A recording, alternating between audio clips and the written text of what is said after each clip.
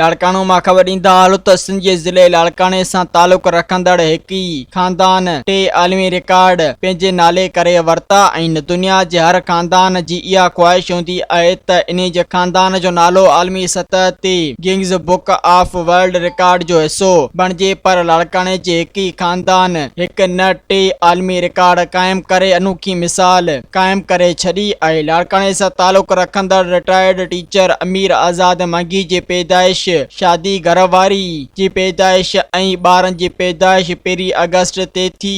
हाणे सालगिरह बि समूरा घर वारा हिक ई केक ते मल्हाईंदा आहिनि। मज़ीद ख़बरनि ऐं तफ़सीलात लाइ विज़िट कयो असांजी वेबसाइट www.awamiNewsHD.com ऐं ॾिसंदा रहो अवामी न्यूज़ HD।